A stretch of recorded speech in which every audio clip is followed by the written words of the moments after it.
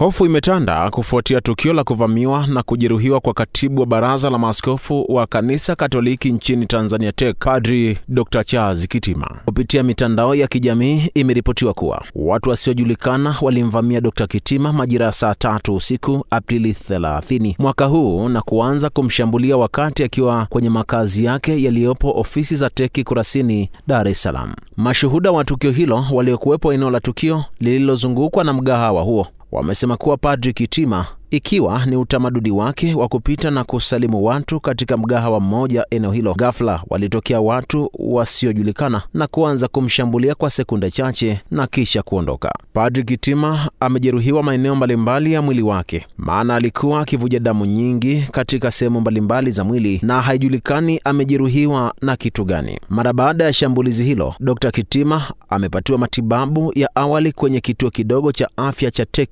kilichopo eneo hilo. Baada ya taarifa hiyo, jeshi la polisi kanda maalum ya Dar es Salaam wametoa taarifa yao ikieleza kwamba wanamshikilia Rauli Mahabi kwa tuhuma za kumjeruhi katibu mkuu huyo wa TEC, na hatua za kushikiliwa kwa Mahabi, mkazi wa Kurasini, Dar es Salaam, inatokana na taarifa za kushambuliwa kwa Padri Kitima iliyoanza kusambaa katika mitandao ya kijamii. Kwa mujibu wa taarifa hizo, Padri Kitima ameshambuliwa eneo la Kurasini Temeke, Dar es Salaam, zilizopo ofisi za TEC makao makuu. Taarifa ya polisi imetolewa leo Mei mosi 2025 na kamanda wa kanda hiyo Jumanne Muliro. Katika taarifa hiyo, Muliro amesema jeshi la polisi linamshikilia na kumhoji Mahabi, mkazi wa Kurasini, kuhusiana na tukio hilo, na uchunguzi wa kina unaendelea ili hatua kali za haraka zichukuliwe kwa wahusika. Muliro amesema kuwa tukio hilo limetokea saa 4 usiku wa kuamkia leo maeneo ya Baraza la Maaskofu Tanzania Kurasini Temeke, jijini Dar es Salaam. Tarehe 30 mwezi wa 4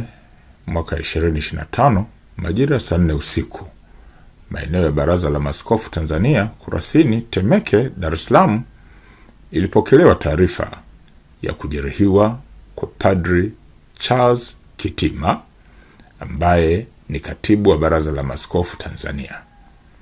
Padri huyo inadaiwa tangu saa 3 asubuhi walikuwa na kikao na viongozi wa dini mbalimbali katika eneo hilo, na baadaye, baada ya kikao kuisha, yeye majira saa 1 jioni alikwenda kwenye kantini yao ambapo aliendelea kupata kinywaji hadi saa 4:15 alipokuwa maliwatoni pembeni ya kantini hiyo. Alidai kushambuliwa kichwani na watu wawili. Baadaye alipelekwa hospitali ya Aga Khan kwa matibabu na anaendelea vizuri na matibabu. Mtu mmoja ambaye amefahamika kwa jina la Rauli Mahabi, maarufu kama Haraja, mkazi wa Kurasini, anashikiliwa na kuhojiwa kuhusiana na tukio hilo.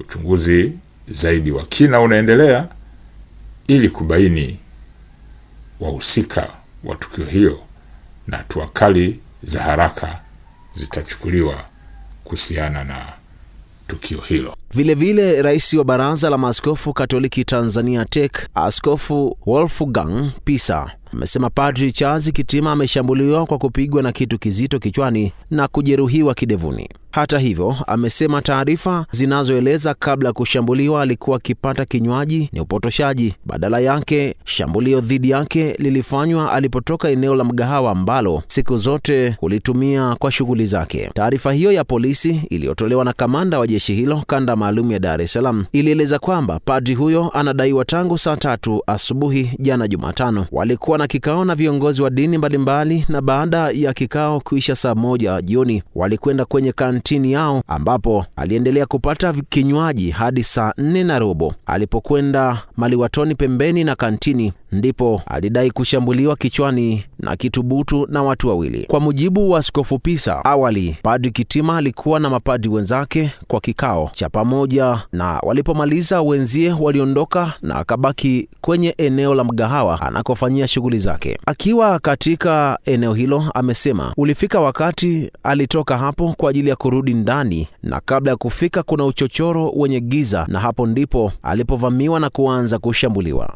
Ameshambuliwa kwa kupigwa na kitu kizito kichwani na amejeruhiwa kidevuni. Ameumia sana, lakini taarifa ya Aga Khan inaeleza kwamba hali yake inazidi kuimarika hadi sasa, amesema Pisa ambaye pia ni askofu wa jimbo Katoliki la Lindi. Kuhusu taarifa ya polisi, Askofu Pisa amesema kwa namna ilivyo inaonyesha Padri Kitima alikuwa anapata kinywaji kwa saa kadhaa, jambo ambalo kwa tafsiri ya kawaida jamii itadhani ni pombe. Kusema alikuwa anapata kinywaji kwa saa zote hizo ni kwamba alikuwa anakunywa pombe na pengine kapigwa na walevi. Hili sio kweli. Tunaandaa taarifa kamili, amesema Askofu Pisa. Amesisitiza katika eneo hilo hakuna baa pale na hakuna sehemu ya kupata vinywaji. Vinywaji tunaenda kupata kwenye baa, pale ni mgahawani. Maana ukisema mtu alikuwa anakunywa kwa saa zote hizo, maana yake alikuwa anakunywa pombe. Si hivyo, amesisitiza. Kundi la mapadri na masista na waumini na wanasheria wameonekana wakiingia wodini alikolazwa kiongozi huyo ili kumjulia hali. Hata hivyo, rais wa chama cha wanasheria Tanganyika TLS Boniface Mwabukusi amesimulia kile ambacho walikuwa wakikifanya siku nzima na katibu mkuu wa Baraza la Maaskofu Katoliki TEC Padri Charles Kitima kabla ya kushambuliwa. Padri Kitima amelazwa hospitalini hapo baada ya kushambuliwa na kitu butu kichwani usiku wa jana Jumatano. Wakili Mwabukusi amesema kwa sababu wenzetu walikuwa na kazi ya majumuisho ili isambazwe moja kwa moja na wadau, hivyo tulimuacha Padri Kitima, mimi nikawa sehemu niliyofikia kwa sababu nilifikia eneo jingine usiku ndio nikasikia ameshambuliwa. Mwabukusi amesema kwa kazi ambayo viongozi hao walikuwa wakifanya hakukuwa na utaratibu wowote wa kunywa kama polisi wanavyosema, kwani kwa kuwa kazi ambayo viongozi walikuwa wakifanya ilipaswa kukamilika jana na kuanza kusambazwa leo kwa wadau. Mimi najua kazi iliyokuwa inafanyika. Ile kazi sio ya kunywa, ilikuwa kazi ya kuandika na ilikuwa ifanyiwe kazi leo na wala si kazi ya kunywa, amesema Mwabukusi. Mwabukusi amedai shambulio dhidi ya Padri Kitima lililenga kuondoa uhai wake kutokana na sehemu aliyojeruhiwa. Mhusika kalenga mauaji. Padri Kitima kashonwa. Kuna taarifa zimetoka kwamba anadai kuumizwa. Kauli hii ni ya kinyama na imenisikitisha. Watanzania tumuombee. Padri kaumizwa na sio inadaiwa kaumizwa, ni kaumizwa na mpigaji alitaka kuua. Taarifa kutokana na tukio hilo, vilevile chama cha Demokrasia na Maendeleo Chadema kimelaani kwa nguvu zote shambulio hilo la kinyama dhidi ya Padri Kitima. Taarifa kwa umma ya Chadema iliyotolewa na mkurugenzi wa mawasiliano na uenezi Brenda Rupia imesema tukio hili linasikitisha na linaashiria mazingira hatarishi kwa viongozi wa dini na watetezi wa haki wanaoibua hoja za msingi kuhusu mwelekeo wa taifa, ikiwemo mabadiliko ya sheria na kanuni za uchaguzi. Tunazitaka mamlaka husika zichukue hatua za haraka kwa baini na kuwachukulia hatua wahusika wa tukio hili. Vilevile serikali itimize wajibu wake wa kulinda usalama wa viongozi wa dini, wanaharakati na wananchi wote, kwani vitendo vya uvamizi na watu kupotea vimeanza kuzoeleka kwa namna ya kutisha. Taarifa hiyo imeeleza kwamba Chadema inatoa pole kwa Padri Kitima, familia yake na Baraza la Maaskofu Katoliki kwa mshituko na madhila yaliyotokea. Tunaungana nao katika kusisitiza haja ya kulinda misingi ya utu, usalama na uhuru wa kujieleza.